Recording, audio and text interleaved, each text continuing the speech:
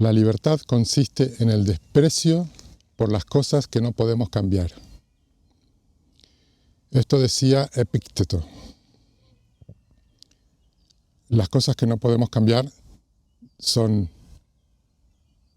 cómo piensan los demás, cómo son los demás,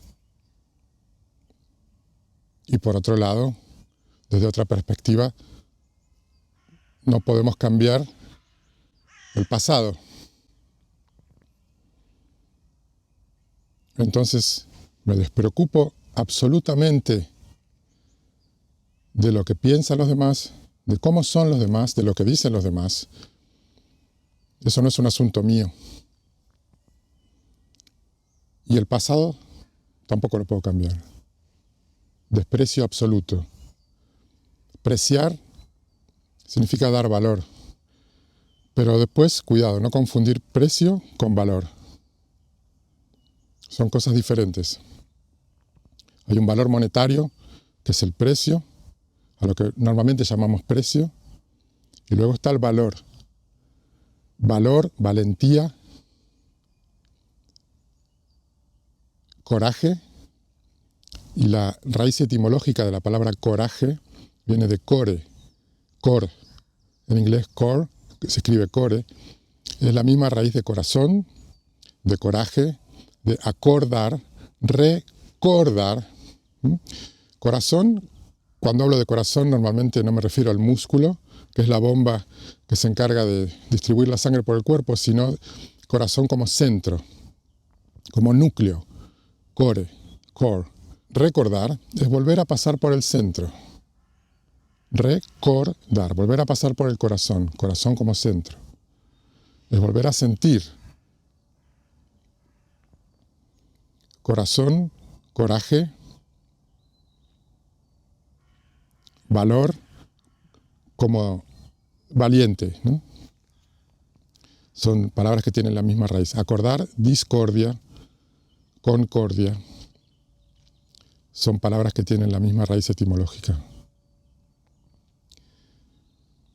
Hay unos tipos de medicamentos que se llaman placebos. Son unas tabletitas, unos medicamentos que uno los mira y parecen iguales a los demás, pero los placebos son falsos, es decir, no hacen nada. Uno los toma y no tienen ningún efecto. Es como tomar un poquito de agua. No tiene ningún efecto en el cuerpo. Pero el efecto placebo es porque se le dice al paciente que lo que se le está dando, es decir, se le está mintiendo, se le está engañando, y se le dice que este medicamento que se le está dando lo va a hacer sentir mucho mejor. Y el paciente, en muchísimos casos, se ha comprobado que empieza a sentirse mejor.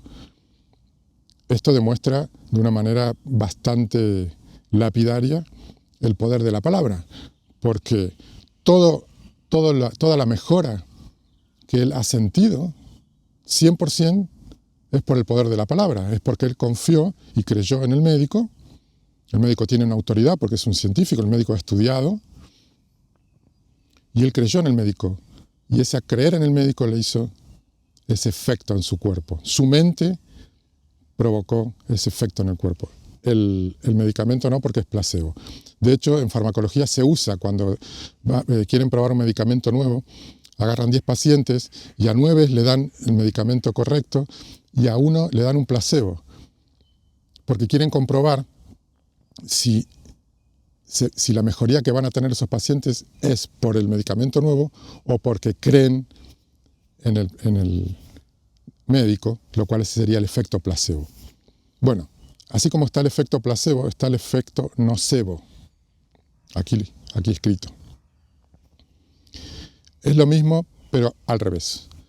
Al paciente se le suministra un medicamento que es el mismo que el placebo, o sea, un medicamento falso, que no tiene ningún químico, no tiene nada, es como tomar nada, pero se le dice al paciente, se le hace creer que a partir de tomar ese medicamento va a empezar a sentir unos síntomas negativos, unos mareos, náuseas, le va a doler la cabeza, lo que fuera. Y el paciente, por creer en esa autoridad que es el médico, empieza a sentir esos efectos negativos.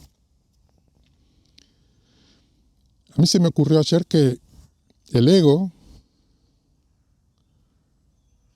es ese efecto nocebo que tenemos nosotros. ¿Por qué? Porque de pequeños, de chiquitos, hemos creído una serie de cosas que nos ha dicho nuestro médico. En nuestro caso, cuando éramos pequeños, nuestro médico, o sea, la autoridad de confianza era mamá y papá, o la persona que nos crió, el adulto a cargo. Hemos creído en lo que ellos nos han dicho, hemos creído en lo que todo el mundo nos ha dicho y como todo el mundo vive. Y ahora estamos bajo los efectos del nocebo. Ahora no logramos sentirnos bien del todo por haber creído cosas que nos hacen mal. Y estamos como bajo una hipnosis. Y es como que no podemos dejar de creer eso. No sé por qué. El poder de la mente es brutal. La mente puede llegar a ser tan destructiva como para que una persona decida acabar con su propia vida o matar a otro, ¿no? Ese es el punto, digamos, extremo de lo autodestructiva que puede ser la mente. La mente funciona como un ente separado y de esta manera puede llegar a atentar contra la misma persona.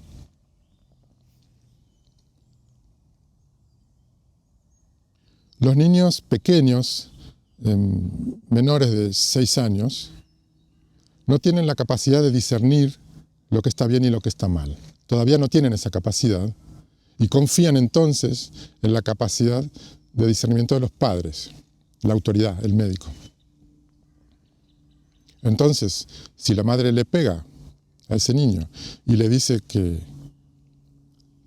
lo está haciendo por su bien y que lo quiere, el niño no es capaz todavía de decir, mi mamá se está equivocando. Entonces, ¿qué hace? ¿Cómo lo resuelve? Mi mamá tiene razón, obviamente yo tengo la culpa. Mi mamá tiene razón. Lo que dice mi mamá va a misa. Es completamente indiscutible. No lo puede cuestionar. No tiene esa capacidad. Entonces lo acepta y asume él todas las culpas.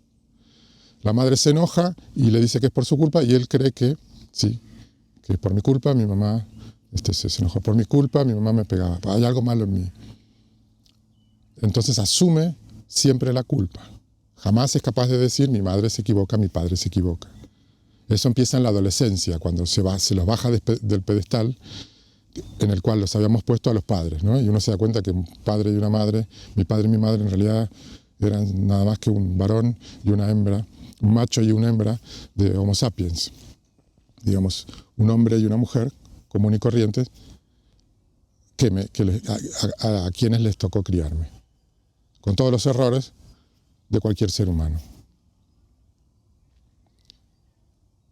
Sin querer, nuestros padres nos contagiaron de ese virus, de ese efecto nocebo. Ellos también, obviamente, estaban bajo el efecto nocebo por haber sido criados de esa manera por sus propios padres y así, hacia atrás. Entonces, me gustaría leer algunas de esas cosas que los padres dicen sin querer y sin darse cuenta a los hijos, ¿no? Tú no tienes luces, tú eres muy fácil de engañar, tú eres tonta. Esto lo tengo marcado 2 veces porque hay dos personas distintas que me comentaron que esto eran cosas que le decían su mamá. Tú no sabes lo que quieres. No me molestes con pavadas. Lo único que sabes hacer es perder el tiempo. ¿Ves que sos una inútil? ¿Para qué te enseño a hacer las cosas? No podés hacer nada bien. Siempre te mandás alguna cagada. Deja de preguntar por todo, deja de preguntar pavadas. Déjame a mí, tú no puedes. Mirá lo que haces, te volviste a equivocar. No vas a poder. Nunca entiendes nada. Siempre te tengo que decir lo mismo. Nunca vas a aprender. No entiendes. Siempre es lo mismo contigo. Te pareces a tu papá o a tu mamá. Todo lo haces mal. Me estresas, me desesperas. Cuando naciste debería haber apretado las piernas para evitarlo.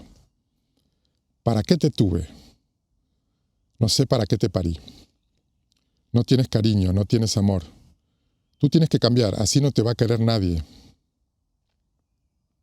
Tú eres floja, tú no tienes fuerza de voluntad. Te vas a quedar sola.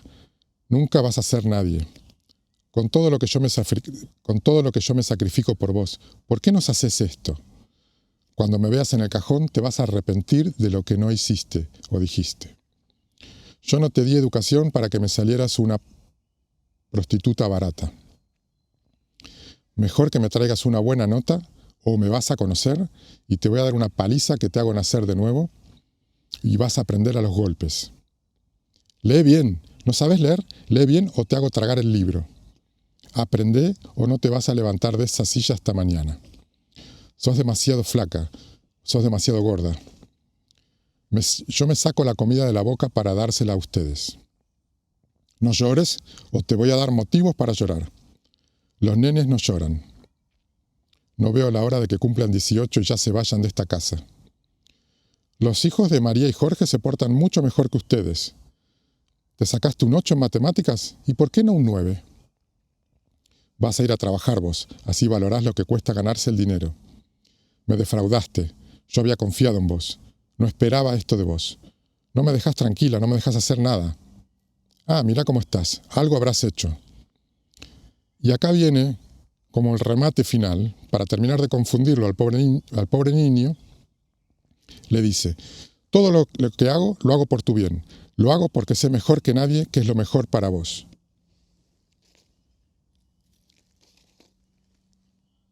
Es como si nosotros realmente hubiéramos creído que eso, esta forma de vivir y de sentir, es lo mejor para nosotros. Es lo único. Como si esto realmente fuera lo que merecemos. O sea, realmente lo hemos creído, que esto es lo mejor para nosotros, ¿no?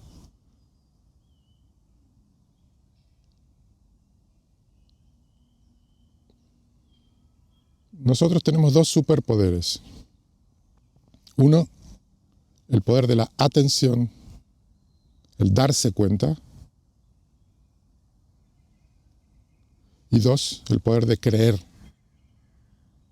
las cosas o no creer. Si yo presto atención a lo que digo, a lo que le estoy diciendo a mi hijo, si yo presto atención y me escucho y soy consciente, jamás le voy a decir algo así, porque ningún padre en su sano juicio, ninguna madre en su sano juicio quiere hacer mal a su hijo. Esto se hace por no prestar atención. Se hace porque están reaccionando inconscientemente, incompulsivamente, a la forma en la que fueron educados ellos. Están repitiendo patrones de conducta sin revisar si eso es realmente lo que quieren elegir hoy. Entonces no pueden elegir, es una respuesta inmediata, como cuando alguien te insulta y vos insultás, cuando alguien te pega y vos pegás más fuerte. Es una respuesta, no hay elección, ni hay tiempo, no hay espacio para preguntarme si esto es lo que yo quiero hacer, si yo quiero reaccionar así, si esto es lo que nos conviene a todos. Por eso existe el perdón. El perdón es darse cuenta que no hay nada que perdonar. O, digamos, hay que perdonar cada noche cuando me voy a dormir todo el pasado, lo que viví ese día y para atrás, todo. Perdonarlo. ¿Qué significa perdonar? Que yo me libero de una carga, que yo había culpado al otro y lo estaba odiando, me estaba sintiendo mal con el otro, porque el otro me hizo sentir mal a mí. El otro ni se entera de que yo lo odio, el otro va a seguir haciendo lo suyo, pero yo voy con esa carga de resentimiento y odio contra esa persona porque me hizo mal, porque me hizo daño.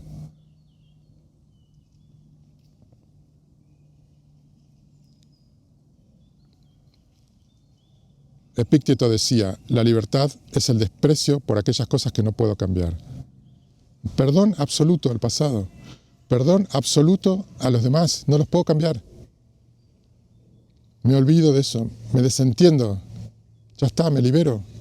Una tarea menos, ahorro tiempo, ahorro energía, no me dedico a juzgar. Pongamos en claro qué es lo que quiero en mi vida y qué es lo que no quiero. Si veo lo dañino que es juzgar, si veo lo dañino que es culpar, lo quito también de mi vida. Cuando alguien le vino a Sócrates a decir, ¿te enteraste de lo que pasó con este Pablo? Le dice, espera, vamos a hacer, antes que me cuentes, vamos a hacerle las 3 preguntas a ver si pasa la prueba. Primero, ¿lo que me vas a contar de este Pablo es algo que vos sabés de primera mano o te lo contaron? No, no lo sé de primera mano, me lo contaron. La primera prueba no la pasa.